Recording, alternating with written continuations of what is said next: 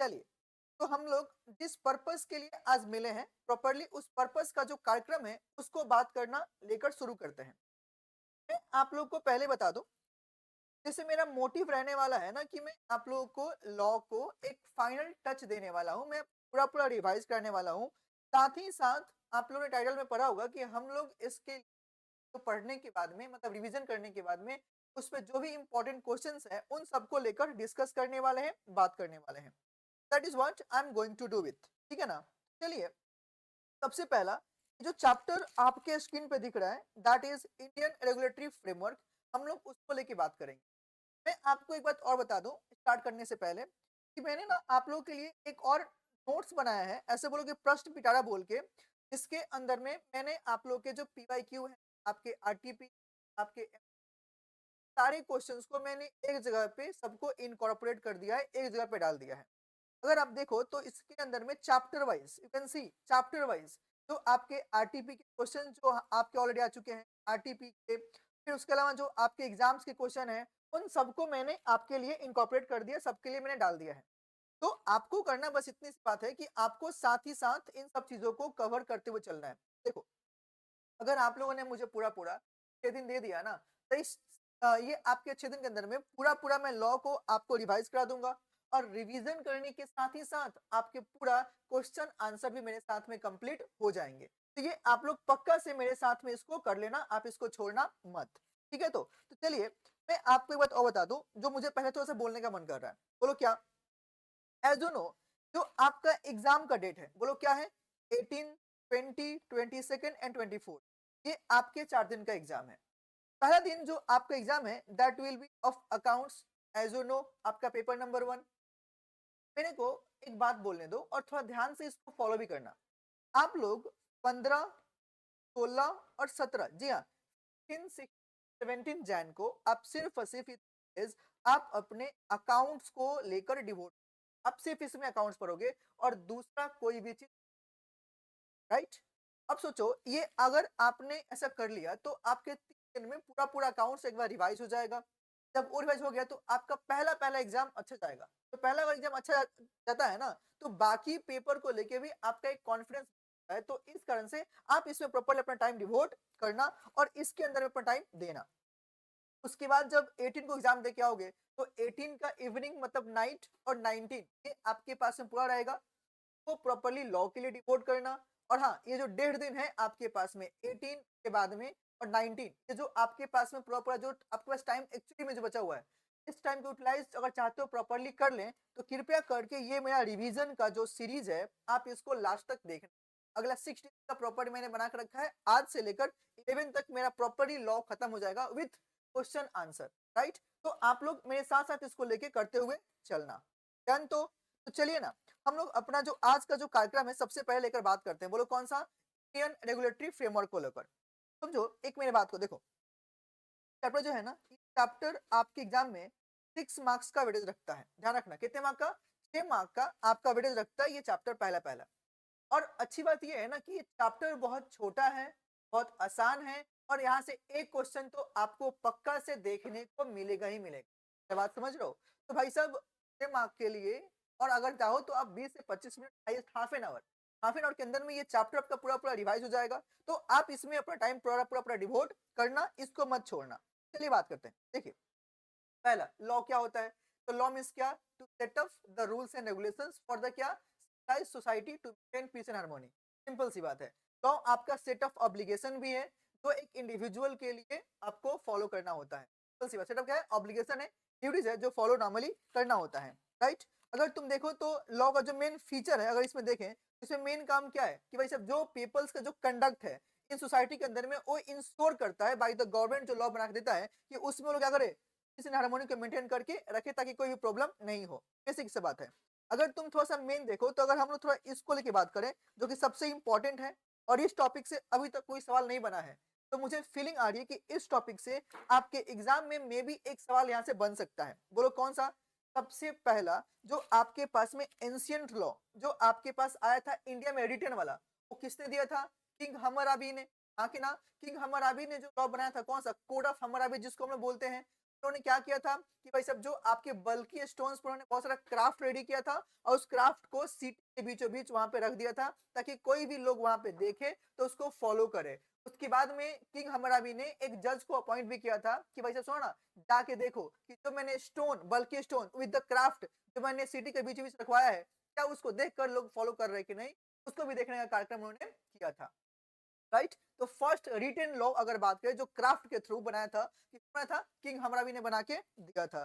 तो आप देख सकते हो, right, on the base of information available from different sources, code of Hammurabi is known as कौन सा, फॉर द फर्स्ट ओल्डेस्ट आपका लॉ रिटन फॉर्म में जो दिया गया था। और इसको किसने बनाया था, किंग हमराबी ने बना के दिया था। कहाँ पे, वही जो बेबीलोन में जो रूल करते थे, कितना 1792 बीसी से 1758 बीसी तक। सुनो ना, इस टॉपिक से सवाल नहीं बना अभी तक, कभी पूछा भी नहीं है, कहीं आरटीपी में भी कभी इसका जिक्र नहीं किया है।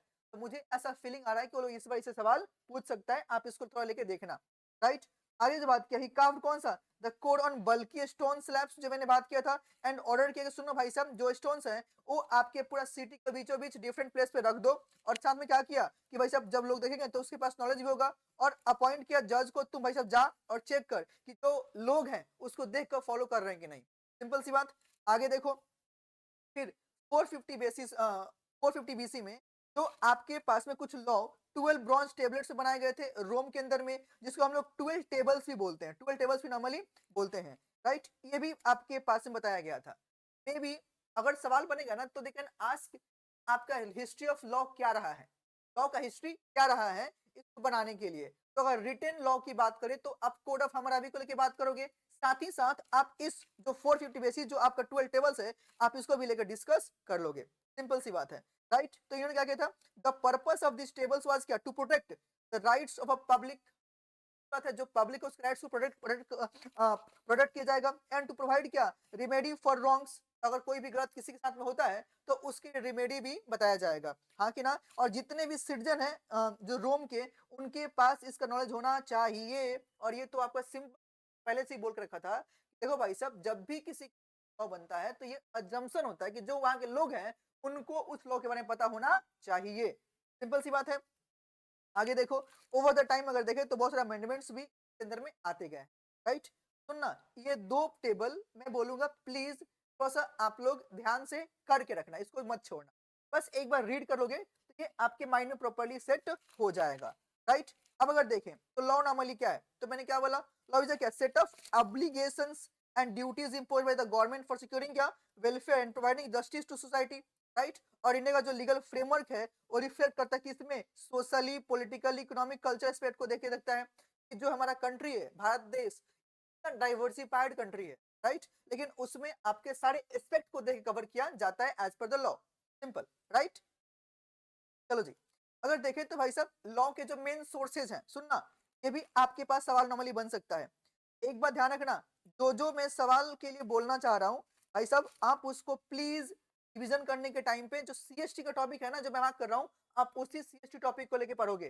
सब कुछ नहीं पढ़ना है, अरे समझ रहे हो क्या, सब कुछ आपको नहीं पढ़ना है, जो मैंने सीएसटी बता दिया आपको उसी को लेके नॉर्मली पढ़ना है। सब कुछ पढ़ने जाओगे कुछ नहीं पढ़ पाओगे। तो जो मैं सीएसटी मार्क करता हूँ, प्लीज एवरीवन सुनो, जो मैं सीएसटी मार्क करता हूँ आप सब लोग सिर्फ और सिर्फ उसी को नॉर्मली पढ़ोगे और कोई भी चीज नहीं एक्स्ट्रा पढ़ोगे। इस बात का प्रॉपर्ली ध्यान रखना, है ना। तो देखो, सोर्स ऑफ लॉ में क्या था, पहला चीज इंडियन कॉन्स्टिट्यूशन। राइट, पहला क्या था, इंडियन कॉन्स्टिट्यूशन। और क्या, इंस्टीट्यूट्स आपके ऑलरेडी बने हुए थे। और क्या, जो पार्लियामेंट जो बनाता है और कहाँ पे, असेंबली में जो नॉर्मली बनाया जाता है। जो आपके प्रेसिडेंट्स केस लॉ है ना उनको भी बेसिस माना जाता है। प्रेसिडेंट्स और द कौन सा, judicial decision of the various courts and some cases जो कस्टम्स यूजेस है उसको भी फॉलो किया जाता है। अगर मैं एक लाइन में बोलना तो लॉ के सोर्स में आप तीन चीज लिख के आना, बोलो कौन सा, पहला इंडियन कॉन्स्टिट्यूशन, दूसरा कस्टम्स यूजेस, और तीसरा president of the various courts जो आपके डिसीजन आ चुके हैं, दैट इज केस लॉ, उसको लेके बात किया जाता है। तो तीन मेन सोर्स है आपके लॉ को लेकर, ठीक है। अब अगर एक बात और देखें तो हमारे देश में बोलो क्या है, पार्लियामेंट्री डेमोक्रेसी है। हमारे देश में जितने लॉ बनाए जाते हैं वो पार्लियामेंट के थ्रू बनाया जाता है।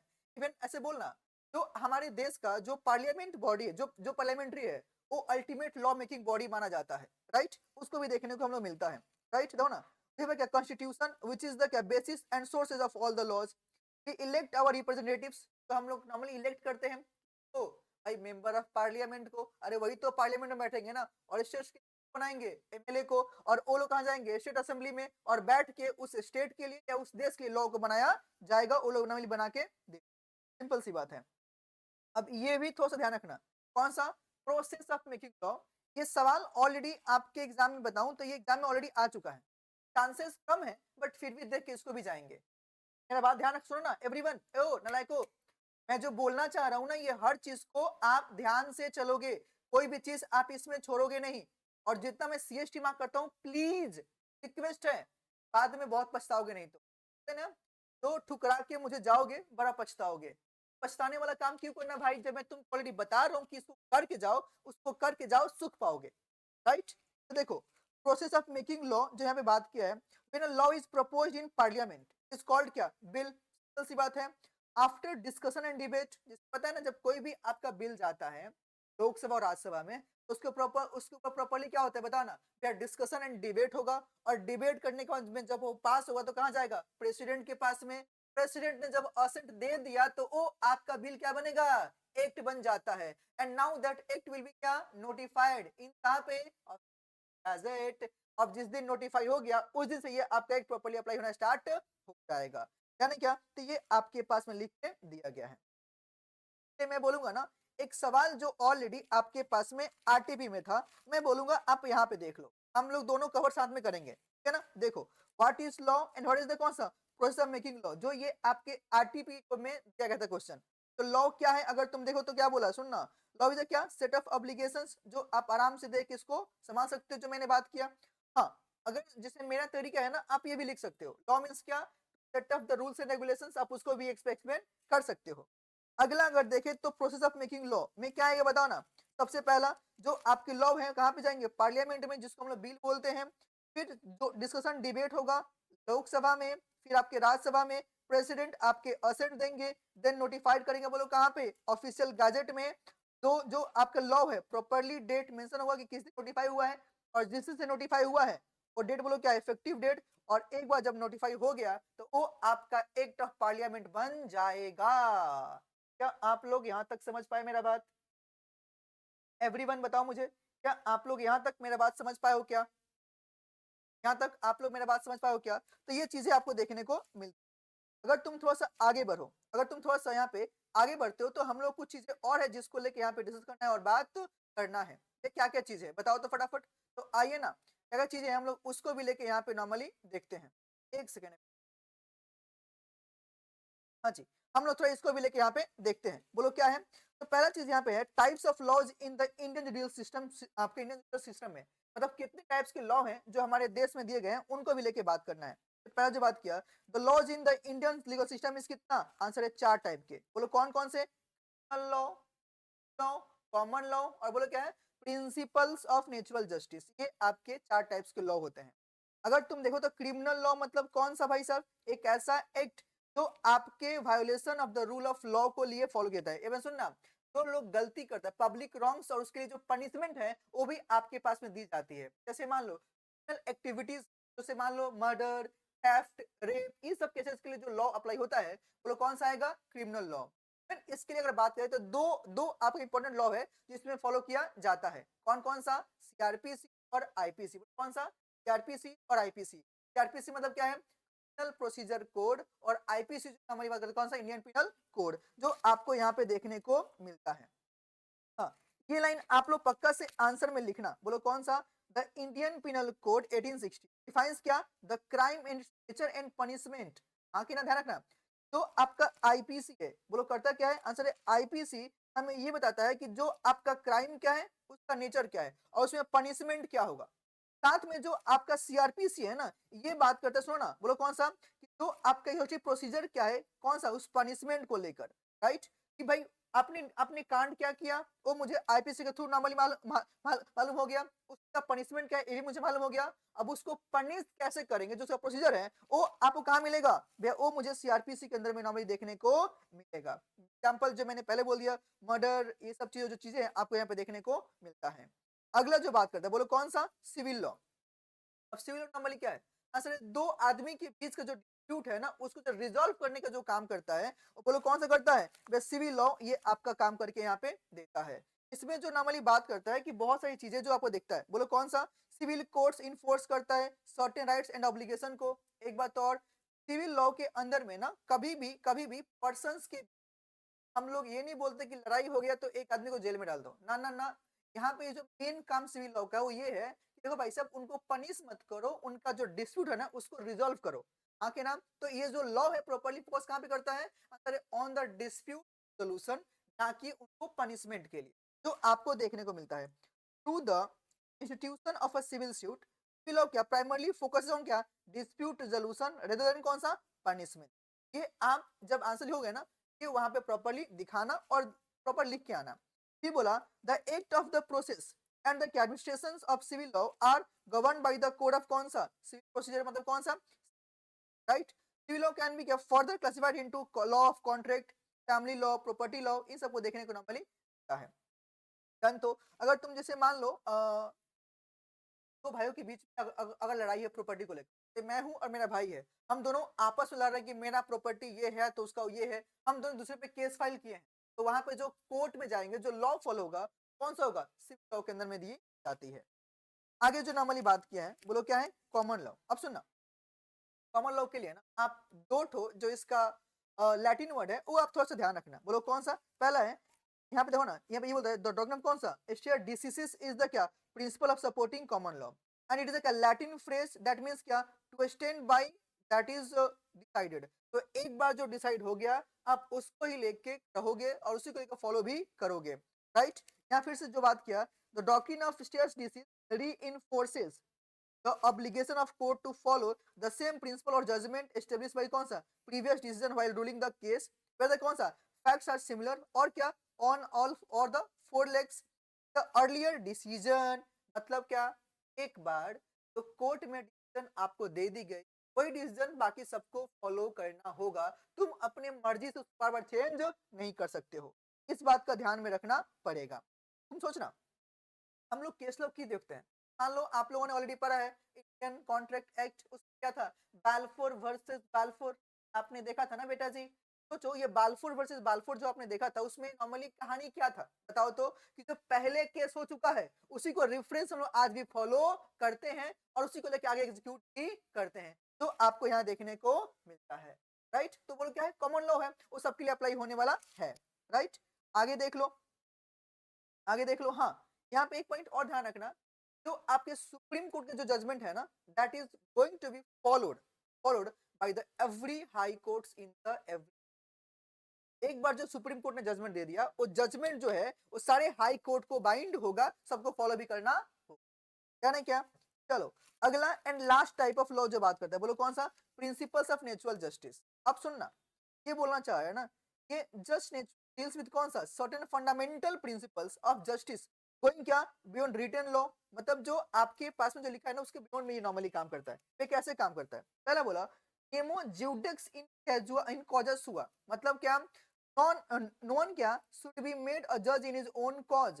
एग्जांपल आप लोगों को क्लास में दिया था बहुत अच्छे से, भाई सुनो ना, कोई भी पर्सन को उनके केस में आप उनको जज थोड़ी बनाओगे, कोई अपने आप को गलत कभी बोलता है क्या, नहीं, कभी नहीं बोलता है, तो उसके लिए आपको वहां पे चेंज करना होता है, राइट। तो किसी को भी तुम खुद नहीं कि हाँ भाई तुम जज हो, हम बोल दिए ना, हम बोल दिए जी सब सही है जी, आप ऐसे नहीं कर सकते हो।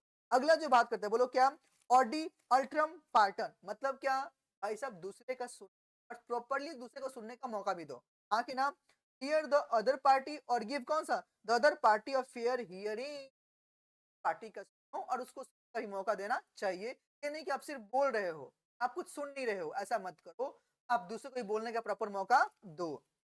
एंड क्या, reason decisions are the ruled और rules of natural justice, a judgement can override और अल्टर क्या common law, but it can't क्या ओवरराइड और चेंज द इंस्टीट्यूट, राइट। तो जो आपके कॉमन लॉ है आप उसको ओवरराइड नॉर्मली कर सकता है, लेकिन जो आपका इंस्टीट्यूट है उसको ओवरराइड कभी भी चेंज ना उसको ओवरराइड कर सकता है, राइट।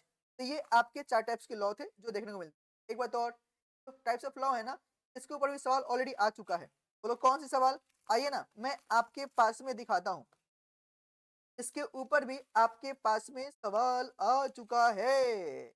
वे क्या सवाल था, आइए ना मैं आपको दिखाता हूँ। राइट, ये देखो क्वेश्चन नंबर 7, क्वेश्चन नंबर 7 जो बात किया, explain the types of law in the Indian legal system considering क्या the Indian regulatory work RTP 5। तो इसमें ऑलरेडी दिया भी गया है और इस पे एक बार सवाल आ भी गया है। जी हाँ, ये एग्जाम्स के अंदर भी यहाँ से क्वेश्चन ऑलरेडी आपके पास में आ चुका है, तो आप इसको ध्यान से करके जाना।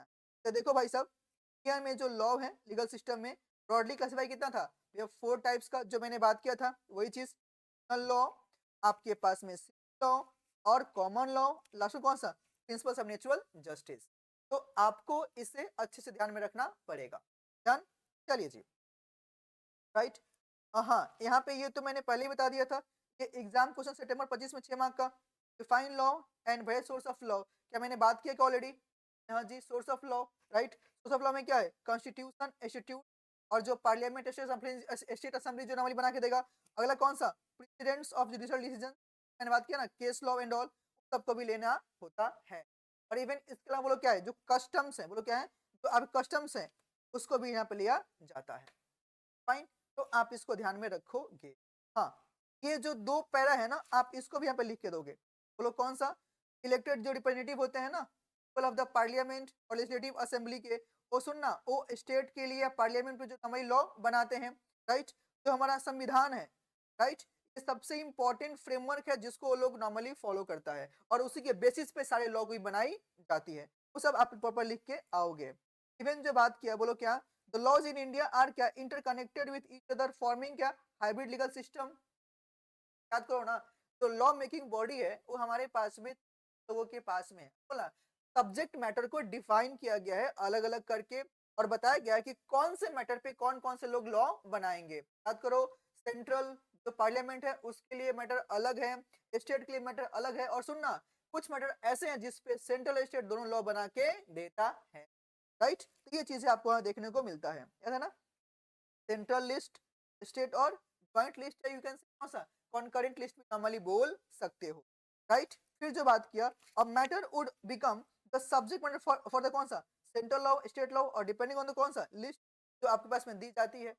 तो ये भी आपके पास में सवाल 6 मार्क के लिए ऑलरेडी आ चुका है। तो नॉर्मली मुझे लगता नहीं कि ये भी वो लोग नॉर्मली पूछे। तो जो मैंने बात की है ना, जो छूटा हुआ है वो चीज को ध्यान में रखना। डन, तो आगे देखिए, आगे बोलो क्या है, इनफोर्सिंग अथॉरिटी। अब आप लोग मुझे खुद बताओ, हमारे देश के अंदर में जितने भी लॉ बनाएंगे उसको इनफोर्स कौन करेगा। याद करना, लॉ के नॉर्मली कितने पिलर हैं, 3।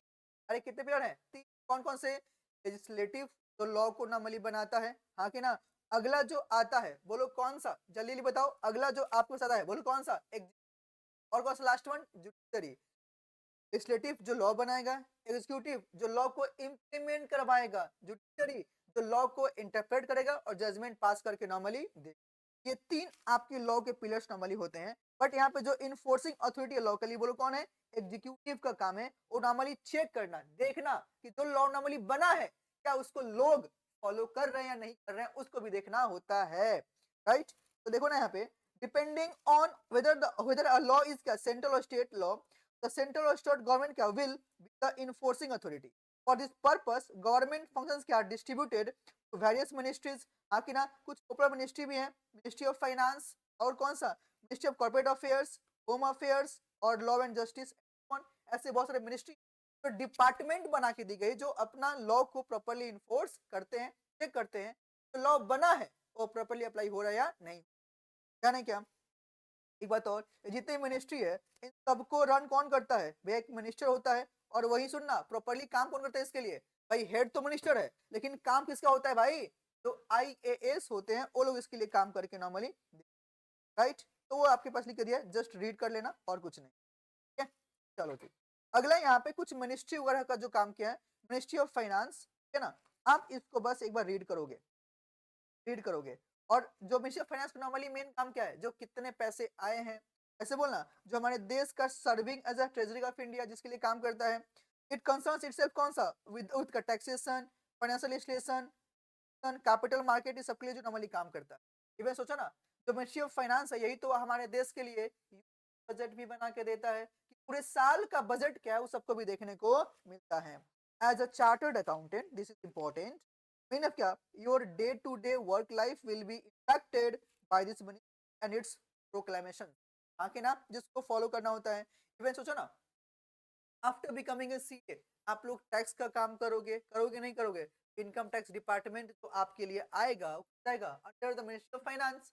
हाँ कि ना, आप जो कंपनी को इनकॉर्पोरेट करोगे, सॉल्व करोगे, उसके लिए कौन आएगा? MCA, ministry of corporate affairs. तो सबको आपको यहाँ पे देखने को नॉर्मली मिलता है। दिस मिनिस्ट्री इज क्या, so important that many ministers क्या have preferred to hold the portfolio of finance minister also. भाई साहब, कोई भी पर्सन सपोर्ट करेगा जहाँ पे पैसे की बात हो, सारा कंट्रोल मेरे पास में रहे। हाँ कि ना, तो ये नॉर्मली वहाँ पे होता भी है, right. One of the important functions of the finance ministry क्या इज टू क्या, प्रेजेंटेशन ऑफ फाइनेंशियल बजट, मतलब वही यूनियन बजट जो मैंने बात किया, ठीक है ना, जो एनुअली की जाती है। सबसे हाईएस्ट टाइम किसने किया था? मोरारजी देसाई ने। हम लोग ये ऑलरेडी क्लास में बात किए थे, आप इसको बस एक बार रीड करना, ठीक है ना, आप इसको बस एक बार रीड करना और कुछ नहीं, ठीक है ना। आगे देखो, यहाँ पे जो मिनिस्टर ऑफ फाइनेंस में जो आइटम्स यहाँ पे आता है, बोलो क्या है? ये एपेक्स कंट्रोलिंग अथॉरिटी है, कौन सा? सेंट्रल सिविल सर्विसेज का। आईआरएस को लेके काम करता है, Indian audit and account services को लेके काम करता है, मतलब इन सबको कंट्रोल करता है एग्जैक्टली। इंडियन इकोनॉमिक सर्विसेज को लेके काम करता है, सिविल अकाउंट सर्विसेज को लेके काम करता है, तो इन सब पे ये लोग अपना काम करके देता है। ऑल्सो इट इज द कौन सा? Apex controlling authority of one central commerce services ने कौन सा? Indian cost and accountants. ये आपके पास जो मेन ये सारे जो पॉइंट हैं जिनको आपका मिनिस्ट्री ऑफ फाइनेंस कंट्रोल करता है, इन सब के ऊपर काम भी करता है। अब इसके कुछ डिपार्टमेंट भी दिए गए हैं, बोलो कौन कौन सा? पहला, इकोनॉमिक अफेयर्स को लेके expenditure, revenue, financial services, investment in public assets management, public management, सबके लिए वो अपना काम करता है। बस नाम एक बार आप ध्यान रखना। अगला बोलो कौन है? Ministry of corporate affairs, MCA. बोलो कौन है? M A, MCA. अगर तुम इसमें नॉर्मली देखते हो तो इसमें बहुत सारे डिपार्टमेंट, लेकिन ये भी बोलो क्या है? इंडियन गवर्नमेंट मिनिस्ट्री के अंदर में आता है। प्राइमरी कंसर्न विथ किस काम करेगा? वे कंपनीज एक्ट 2013, 1956 पुराना, एलएलपी को लेके और आईबीसी को काम करता है।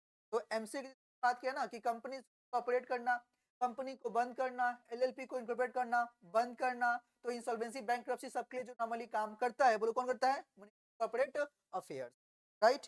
अब ये रिस्पॉन्सिबल है किसके लिए? मेनली रेगुलेट करता है इंडियन इंटरप्राइजेस को in industrial and service sector. The ministry is mostly run by कौन सा? Civil servants of the ICLS cadre. ये थोड़ा सा ध्यान रखना आईसीएलएस कैडर को लेके। अगला जो बात किया कि इसके जो ऑफिसर्स इलेक्ट करते हैं, बोलो कहाँ से? सिविल सर्विसेज के जो होते हैं, तो आपका यूपी एग्जाम्स को पास करके आते हैं, हाँ कि ना। और इसमें जो हाईएस्ट पोस्ट होता है, बोलो किसका होता है? तो ए का, मतलब क्या? Director general of corporate affairs को लेके काम करते हैं, राइट। और ये सबसे एपेक्स स्किल है आईसीएलएस कैडर के अंदर होते हैं। हाईएस्ट पोस्ट जो मिलता है वो आपको जो मिलेगा, बोलो किसका मिलेगा? डी ओ का मिलेगा।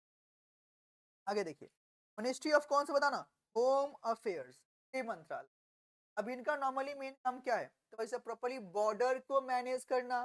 समझ रहे हो ना? बॉर्डर मतलब क्या? हमारे देश के अंदर, हमारे देश के अंदर जितने आपके जो फेंसिंग का काम होता है, बॉर्डर को जो फेंसिंग का काम होता है, लाइक हमारा कंट्री भी तो बहुत सारे कंट्री के बॉर्डर से मिलता है ना, तो जो फेंसिंग करना, उसको मैनेज करना, इंटरनल हमारे देश में क्या क्या चीजें हो रही है सबको कंट्रोल करना, ये सब काम बोलो किसका है?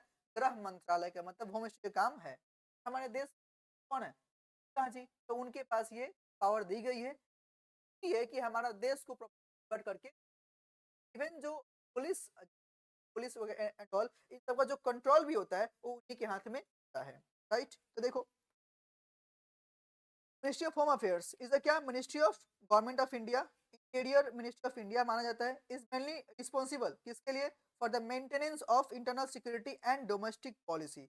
ये आपका जो वर्ड्स है जो ध्यान में रखना पड़ेगा। तो होम मिनिस्ट्री इज क्या? Headed by the union home minister of home affairs, जो कि हमारे पास कौन है? अमित शाह जी, है ना। अब इसके अंदर भी बहुत सारे डिपार्टमेंट होते हैं, कौन कौन से? बॉर्डर मैनेजमेंट को लेकर, इंटरनल सिक्योरिटी को लेकर, जम्मू कश्मीर लद्दाख अफेयर्स के लिए अलग से, होम मतलब प्रॉपर कंट्री के अंदर में जो काम होगा, लैंग्वेज को लेके, स्टेट्स को लेके, सबके लिए काम किया जाता है, राइट।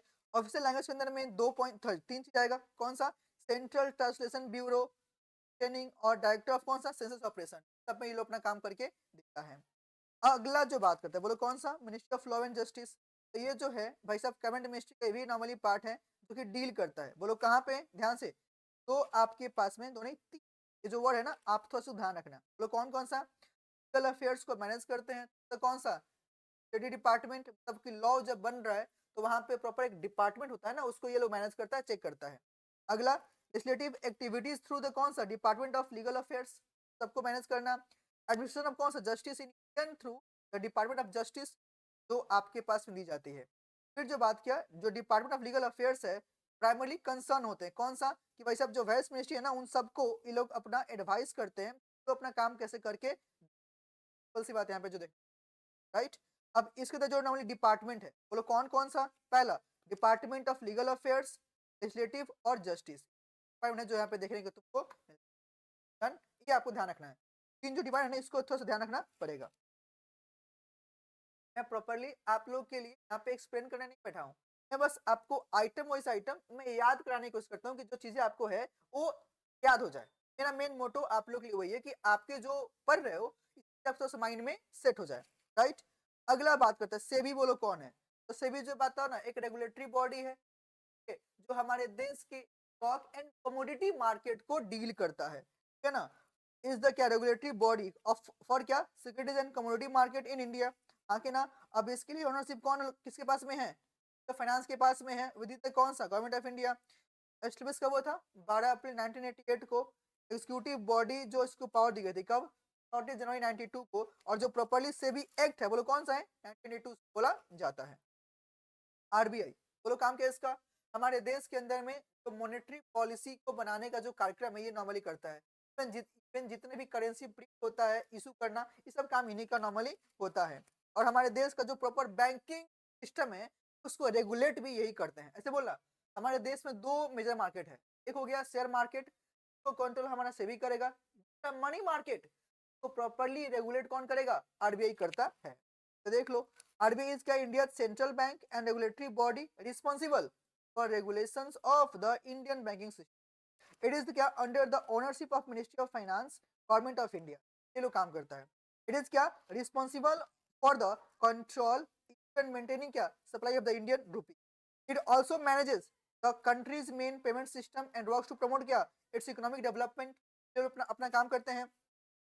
इन अगर बात करें तो इनके पास में BRBNM बोल के प्रॉपर्ली एक स्पेशलाइज्ड डिवीजन है आरबीआई के अंदर में जो नॉर्मली प्रिंट करता है आपका इंडियन करेंसी। कौन है, BRBNM फुल फॉर्म बताओ, भारतीय रिजर्व बैंक नोट मुद्रण, जो उसको प्रिंट करने का काम करता है।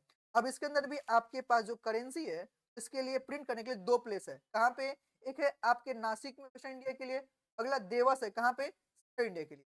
दो जगह आपका नोट प्रिंट किया जाता है। आरबीआई ने नेशनल पेमेंट कॉर्पोरेशन भी फिक्स करके रखा, मतलब एस्टेब्लिश करके रखा है, जो कि एक अलग से डिवीजन बना के रखा है जो आपके पेमेंट एंड सेटलमेंट को रेगुलेट करता है। हमारे देश पेमेंट हो जाए और टाइम पे सेटलमेंट भी कर दिया जाए, राइट। इसके अलावा अगर अगर तुम देखो तो कुछ deposit insurance and credit guarantee corporation है जो कि आरबीआई एस्टेब्लिश करके रखता है, किसके लिए, ताकि सुनना फॉर द पर्पस ऑफ क्या providing insurance of the deposit and guarantee of credit facilities to all Indian banks. मतलब सुनो ना, बैंक से क्रेडिट देती है ना, तो उनको बैंक को गारंटी कौन देगा, बोला आरबीआई हम देंगे। उसके पास अलग से बोलो क्या है, डिपॉजिट क्रेडिट गारंटीज के थ्रू बताया जाता है, right. so this is about the RBI and kept in this thing mind fine। अगला IBBI तो सुनो भाई साहब, ये आपका एक रेगुलेटर है के लिए कोई भी आपका एंटिटी जो आपका जैसे मान लो जो कोई भी एंटिटी जो नॉर्मली बंद हो रहा है इंसॉल्वेंट हो गया, राइट, जिसे मान लो तो उसके लिए इंसॉल्वेंसी प्रोफेशनल एजेंसीज हैं, इंसॉल्वेंसी कुछ प्रोफेशनल्स हैं और इन्फॉर्मेशन यूटिलिटीज हैं के अंदर में जो लोग काम करते हैं। कोई भी अगर एंटिटी कंपनी हो जाए, मतलब कंपनीज हो एलएलपी हो और वो सब चीज नॉर्मली बंद हो रहा है तो वहां पे जो पूरा कार्यक्रम होता है इंसॉल्वेंसी का वो ये सब एंटिटी करके देता है। इसको एस्टेब्लिश कब किया गया था, 1 अक्टूबर 2016 को एस्टेब्लिश किया गया था। और इसके पास प्रॉपर पावर दिया गया था, बोलो कब, इंसॉल्वेंसी बैंक्रप्सी बोर्ड में, राइट, कोड रिकॉर्डिंग में बाय द लोकसभा ऑन 5/16, ठीक है ना। इस बात के लिए ध्यान रखना, पास्ट बाय लोकसभा ऑन 5 को पास करके दिया गया था। मैं सुनना ये जो कवर करता है बोलो किसके लिए, इंडिविजुअल हो, कंपनी हो, एलएलपी हो, पार्टनरशिप हो, सबको ये फॉलो करने की बात करता है, सब लोग इसे फॉलो कर सकता है। The new code will speed up the resolution process for क्या एस्टेट असेट्स द कंट्री, तो थोड़ा सा फास्ट फॉरवर्ड मोड में सब काम को खत्म करने का कार्यक्रम करता है। इट अटेम्प्ट्स कौन सा to simplify the process of insolvency and bankruptcy proceedings, ये हैंडल करता है, बोलो क्या, दो ट्राइब्यूनल, एनसीएलटी और डेट ट्राइब्यूनल, जो आपके लिए रिकवर करके देता है। मतलब अगर कोई पर्सन, कोई कंपनी इंसॉल्वेंट होता है तो उसके जो प्रॉपर्टी को सेल करेंगे, पैसे वहां से आएगा और लाने के बाद में उसका पेमेंट भी कर दिया जाता है। ये चीजें आपको कहाँ मिलेगा, आईबीबीआई के अंदर को मिलता है। Done। अब अगर बात करें तो हमारे देश में जो इंडियन जुडिशियल सिस्टम है, राइट, बोलो कितने, हमारे देश अगर देखें तो आपके पास मेजर मेजर दो कोर्ट आता है। मेजर जो सबसे नामी है, बोलो कौन सा, कोर्ट और हाई कोर्ट। बोलो क्या है, एक आपका एपेक्स कोर्ट होता है फॉर द कंट्री, और जो हाई कोर्ट है बोलो क्या है, यह हर स्टेट का एपेक्स कोर्ट माना जाता है। इवन अगर बात करें तो भाई साहब, जो सुप्रीम कोर्ट एक बार जो जजमेंट दे दिया, वो आपके जितने भी हाई कोर्ट होंगे उन सबको बाइंड वहां पे हो जाता है, सबको फॉलो भी करना होता है। तो सी बात है, क्या नहीं क्या, तो देखो ना, when there is a dispute between citizens or between citizens and the government, these disputes का are resolved by the judiciary। हाँ के नाम। अब इसका जो फंक्शन है, बोलो कौन कौन सा, पहला regulations of the interpretation of the acts and courts, dispute resolution, promotion of क्या, fairness among the citizens of the land, जो वहाँ के लोग हैं उन सबको फॉलो करना होता है। अगर थोड़ा सा कोर्ट के हायरार्की में नॉर्मली देखें तो सुप्रीम कोर्ट है, बोलो कौन सा सबसे टॉप पे आता है, बाद में हाई कोर्ट आता है, देन डिस्ट्रिक्ट कोर्ट भी नॉर्मली देखने को मिलते हैं। बात किया, मेन जो कोर्ट है बोलो कितना है, दो ठो, बोलो कौन कौन सा, बताना कौन कौन सा। ये पहला कोर्ट जो आएगा वो सुप्रीम कोर्ट, देन आपका हाई कोर्ट, जो एक supreme court for the country, high court for the state. लेकिन हर स्टेट के अंदर डिस्ट्रिक्ट, वहां पे छोटे मोटे डिस्ट्रिक्ट कोर्ट भी दी जाती है। चौथा एक और कोर्ट, कौन सा, मेट्रोपॉलिटन कोर्ट, है ना, उसको भी देखने को हमें मिलेगा। एक बार इसको थोड़ा ध्यान रखना, बोलो क्या, हाई कोर्ट का जो डिसीजन है वो बाइंडिंग होगा, कौन सा, स्टेट के अंदर में, राइट, जो स्टेट्स के लिए फॉलो किया जा सकता है, और बोलो क्या है, परस्यूसिव है, फॉलो करना है करो, नहीं करना मत करो। लेकिन जो आपका सुप्रीम कोर्ट का, सुनो सुनो, सुप्रीम कोर्ट का जो आपका ऑर्डर है वो सारे हाई कोर्ट को बाइंड होगा, एज पर कौन सा, आर्टिकल 141, और कौन सा आर्टिकल 141, ये सबको फॉलो करना पड़ेगा। इनफैक्ट क्या, सुप्रीम कोर्ट का decision the final word on the matter. अगर हाई कोर्ट ने जजमेंट दिया तो भाई साहब ऐसा पॉसिबिलिटी है कि हाई कोर्ट के जजमेंट को ओवरराइड करे सुप्रीम कोर्ट। लेकिन अगर सुप्रीम कोर्ट जजमेंट दे दिया ना, उसके जजमेंट को हाई कोर्ट कभी ओवरराइड नहीं कर सकता है। सुप्रीम कोर्ट जो क्या है भैया, एपेक्स बॉडी है का, अगर प्रॉपर्ली देखें कब कब बनाया गया था, 26 जनवरी 1950 को। CJI is the highest authority of the आपके सुप्रीम कोर्ट का, एज पर आर्टिकल 126, है ना। आपके पास में प्रॉपर्ली देखो तो आर्टिकल 32 के अंदर में जो इनके जो लिमिट थे बेंच का, वो बढ़ा दिया गया है, ठीक है ना। नंबर ऑफ केसेस बढ़ रहे हैं तो भाई साहब इन्होंने क्या किया कि जो मेंबर्स थे ना उनको इंक्रीज करके दे दिया गया है, सिंपल सी बात है। पहले देखो ना, the principal bench of supreme court consist कितना, 7 मेंबर्स इंक्लूडिंग क्या, CJI, due to rise in the number of cases and workload and individual का, जो आपके पास बता के दे। हाई कोर्ट बताओ कितना है, तो हाई कोर्ट स्टेट के लिए सबसे हाईएस्ट कोर्ट होता है, राइट। हाई कोर्ट हर स्टेट में भी होता है। अगर टोटल में बात करें तो हमारे पास जो हाई कोर्ट्स है, सुनो ना, बोलो क्या, 25 हाई कोर्ट्स हमारे पास में है और ईच स्टेट और यूटी, हाँ के ना। लेकिन एक बात और भी है, 6 स्टेट ऐसे हैं जो सिंगल हाई कोर्ट को अपना गवर्न करते हैं, फॉलो भी, मैंने 6 ऐसे स्टेट हैं जो सिंगल हाई कोर्ट को फॉलो करते हैं और उसी में अंदर अपना अपना होता है jurisdiction, उसी में उनका है ना। चलो जी, सबसे ओल्डेस्ट हाई कोर्ट कौन सा है, कलकत्ता हाई कोर्ट, जो कि आपके 2 जुलाई 1860 बनाया गया था। बात बोलूं, हमारे देश का पहले कलकत्ता हाई कोर्ट बन चुका, यानी क्या, चलो, डिस्ट्रिक्ट कोर्ट जो नॉर्मली है आपके हाई कोर्ट्स के बिलो में काम करता है। द कोर्ट्स ऑफ डिस्ट्रिक्ट जज का डील विद कौन सा, सिविल लॉ मैटर्स, तो जो आपके सिविल लॉ मैटर्स हैं वो आपके डिस्ट्रिक्ट कोर्ट में डील किया जाता है। Contractual dispute, claims for damages and all, contract कोई हुआ है, उस ब्रीच हुआ है तो उस ब्रीच डैमेजेस के लिए कहाँ जाओगे, आंसर है आप डिस्ट्रिक्ट कोर्ट में जा सकते हो। The court session deals with कौन सा, क्रिमिनल मैटर्स, हाँ के ना। अंडर पिक्यूलियरी जुरिडिक्शन जज कैन ट्राई का, भाई साहब 2 करोड़ से कम में ऊपर नहीं जाएगा, ये तो बस लिख के आप ये जो रेड पॉइंट है आप इसे रीड कर लेना। कोर्ट गेट का टेरिटोरियल जुरिसडिक्शंस बेस्ड ऑन क्या, the areas covered by them, right, होता है ना एरिया डिस्ट्रिक्ट कोर्ट का, कि इस डिस्ट्रिक्ट का एक ये कोर्ट है तो उसी को नॉर्मली फॉलो करना है, सिंपल सी बात है। अगला कौन सा, cases are decided based on the local limits with the metropolitan court, ये जो बात करता है वो लोग कहाँ पे, जहाँ पे पॉपुलेशन 10 लाख से ज़्यादा होगा, वहाँ पे ये आपका काम करेगा। तो क्या बोला? Metropolitan courts are established metropolitan city कौन-सा? Consultation with high court, right? जहाँ का पॉपुलेशन मोर देन 10 लाख से ज़्यादा है, राइट?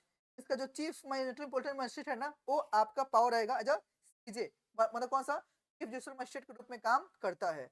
एंड मेट्रोपॉलिटन मजिस्ट्रेट भी इसको बोला जाता है, जो अपने लिए काम करेगा, राइट? होता है ना, जो ऐसे बोल रहे हैं डीएम मजिस्ट्रेट, वो इसका प्रॉपर हेड होता है, जो काम करके देता है। This is all about the chapter number IRF. मैंने लिया अप्रॉक्सिमेट 4 और मैंने इसको पूरा-पूरा फिनिश कर दिया। अब एक बात और, बोलो क्या? मैं आपके सामने I wanted to do one thing more. भाई साहब, आप यहाँ पे जो क्वेश्चंस आपके बन सकते हैं, उसको लेके थोड़ा देख लेते हैं। इंपॉर्टेंट मेरा बात, ध्यान से। क्वेश्चंस तो जो यहाँ पे है ना, सवाल रहेगा, और जो मैंने मार्क किया ना, वहाँ से रहेगा, और कोई नया सवाल नॉर्मली बन नहीं सकता। पहला सवाल ऑलरेडी मैंने बात कर लिया। दूसरा जो बात करता है, बोलो कौन सा? Significance of supreme court and high court in India. आप ऐसे बोल नहीं पाओगे क्या? आराम से सुप्रीम कोर्ट और हाई कोर्ट को आप यहाँ पे एक्सप्लेन करके दे दो, कहानी खत्म। आगे जो बात किया, डिस्क्राइब कर दो, मतलब शॉर्ट नोट यहाँ पे आ चुका एग्जाम में 6 मार्क के लिए, यानी से 2-2 करके तीनों के लिए मिलेगा। अब 2-2 मार्क के लिए 2-2 पॉइंट लिख के नहीं आना है, पूरा जो जितना बनता है कहानी उतना लिख के आपको आना पड़ेगा। सेबी जो है, बोलो क्या है? रेगुलेटरी बॉडी है सिक्योरिटीज एंड कमोडिटी मार्केट के लिए, तो आप यहाँ पे लिख के प्रॉपर आ गए। आरबीआई जो है, बोलो कौन सा? हमारे देश के जो मनी मार्केट है उसको रेगुलेट करता है। आप उसके बारे में प्रॉपर लिख के आओगे। बीआरबीएनएम का काम क्या है? भाई नोट का जो करेंसी है उसको प्रिंट करना, इशू करना। फिर जो आपके पास दो प्लेस है उसका लिख के आओ। आरबीआई ने जो एस्टेब्लिश किया नेशनल पेमेंट कॉर्पोरेशन को, वो आप प्रॉपर लिख के आना पड़ेगा। आईबीबीआई जो मैंने अभी थोड़ा पहले समझाया, राइट? और हाँ, 2-2 मार्क करके है।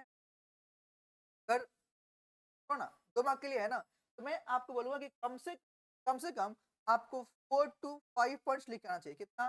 4 से 5 पॉइंट आपको लिख के आना चाहिए, कम से कम, ध्यान रखना। चलो जी, अब देखो ना, ये एक और सवाल दिया है, बोलो क्या? Describe the major functions of RBI. अब आरबीआई का फंक्शन क्या है? जो हम लोग थोड़ा देर पहले बात करके आए हैं, मॉनेटरी पॉलिसी का, बीआरबीएनएम का, हाँ कि ना? इन regulating the Indian economy, how does it manage currency, payment system and economic development, RTP Jain 26। This is CST for everyone. सुनो, कमिंग सून लेटर, प्लीज इसको अच्छे से करके जाना, इसको मत छोड़, राइट? तो आरबीआई का जो नॉर्मली काम है, जो पूरा पूरा पॉइंट बात किया ना, आप उसके यहाँ पे लिख के पूरा कहानी। चल, आगे आपका जुडिशल सिस्टम का एस्टेब्लिशमेंट क्या है, वाइस फंक्शन क्या है, तो वैसे आप ऑलरेडी हम लोग बात कर चुके हैं, आप आराम से लिख, ठीक है? आरटीपी क्या है, आप इसको देख सकते हो। चांस इसका आने का बहुत कम है, बहुत कम है। बट हाँ, ऊपर का जो चांस है ना, ये जो मैंने बात किया major function of the RBI, ये आपके लिए आ सकता है, ध्यान से करना। ये देखो ना, hierarchy of Indian judicial system, already बात किया है ना। कौन सा? सुप्रीम कोर्ट, हाई कोर्ट, तो आपके पास में है डिस्ट्रिक्ट कोर्ट और मेट्रोपॉलिटन कोर्ट, आप आराम से कर सकते हो। सेवेंथ वन, तो टाइप्स ऑफ लॉ जो मैंने बात किया, आराम से देख सकते हो, राइट? कोई दिक्कत की बात नहीं है। एट्थ वन, बोलना चाह रहे कि लॉ क्या है और इसके सोर्स क्या है, मैंने बात किया, एग्जाम में ऑलरेडी आ चुका है, तो इसके आने के चांसेस बहुत ही कम है। और रिसेंट है ना भाई, सितंबर 25 का ही है, और आप लोग जन 26 में एग्जाम दे रहे हो, क्या नहीं? चांस बहुत क्या है, बहुत नहीं आएगा, नहीं आएगा, ठीक है ना? हाँ, ये तो लॉ का टाइप से दिया फिर से, एग्जाम में आ चुका है सितंबर 24 में 6 मार्क के लिए। लॉ क्या है, सिविल लॉ क्या है, वही चीज, common law, principles of natural, तो भी नहीं आएगा, भी आप इसको इग्नोर कर सकते हो। यू कैन इग्नोर नो, मैं आपके पास करके दे रहा हूँ ताकि आपको पता रहे क्या पढ़ना है, फालतू जगह टाइम वेस्ट नहीं करना है, ठीक है ना? चलो, अगर थोड़ा सा आगे देखें, ये सवाल मुझे अच्छा लगा, और इस टाइप के सवाल आपके लिए आ सकते हैं बना के। एस टी, हाँ, एस टी, ये जैन 25 का सवाल है, जो मुझे एक्चुअली में अच्छा लगा। देखो, बोल रहा है Ashok and Bimal are perceiving chartered accountancy. देखो, क्वेश्चन बहुत आसान है, कहानी देखो गजब का है। बोला क्या? And discussing about the structure of Indian judicial system, Indian judicial system. अब फिर से मुझे बोलना पड़ेगा, क्या ना लाइक हो, हट, नहीं बोलूंगा। Explain them the functions of judiciary system hierarchy courts, जो बात करता है, राइट? सेम कहानी है, सुप्रीम कोर्ट, हाई कोर्ट, और बोलो क्या, district and metropolitan court. Simple है, देख रहे हो, कहानी तो घुमा दिया है, बट सवाल वही है, और ये आ चुका है। बात तुम थोड़ा पूरा चैप्टर पढ़ने के बाद में क्या आपको ये पता हो रहा है, समझ में आ रहा है, आपको कहाँ से कहाँ क्या-क्या आपको कवर करना है? समझ पा रहे हो क्या? बहुत सिंपल है और अच्छी बात ये नालायकों की आपका 6 मार्क का चैप्टर दे के जाएगा, 6 मार्क कहीं नहीं जाएगा, राइट? अगला जो सवाल है, आपके पास एग्ज़ाम्स का क्वेश्चन है, 25 का। बोलना चाह रहा है कि आपके पास एक्सप्लेन कर दो इम्पोर्टेंट फंक्शन ऑफ कौन-सा? ऑफ फाइनेंस, एमसी और ministry of law and justice, right? सुनना, होम अफेयर्स के बारे में चेन्नई से आपके पास मिनिस्ट्री ऑफ जो नॉर्मली होम अफेयर्स है का सवाल रह सकता है, तो इसको आप ध्यान से करके रखना। कौन सा होम अफेयर्स, है ना? ये आप ध्यान कर लो भैया, राइट? तो दिए सब सवाल रिसेंट मैथ है जो मैं, राइट? तो आई होप आप लोग ये मेरा बात समझ पाए होंगे कि आपको क्या-क्या चीज़ें कवर करना है, कैसे-कैसे चीज़ों बात करना है, पा रहे हो, राइट? सवाल क्या रहेंगे? क्या-क्या चीज़ें रहेगी? क्लियर है क्या? तो भाई साहब इसमें थोड़ा-सा हम लोग आज के इतना रखते हैं। रिकॉर्डेड वीडियो डाल रहा हूँ, तो सॉरी थोड़ा-सा नेटवर्क इश्यू के कारण मैं प्रॉपर सब कुछ नहीं कर पाया जो मुझे करना था। बट कोई नहीं, हम लोग कल फिर मिल कल तक में मैं प्रॉपर सब कुछ सेटअप रेडी कर जो इंटरनेट इश्यू है, मैं उसको रिज़ॉल्व कर लूँगा एंड देन हम लोग आगे प्रोसीड, है ना? टेक केयर एवरीवन और हाँ, अच्छा लगे वीडियो को पक्का से लाइक करना, शेयर भी करना और कमेंट भी करना। Thank you so much.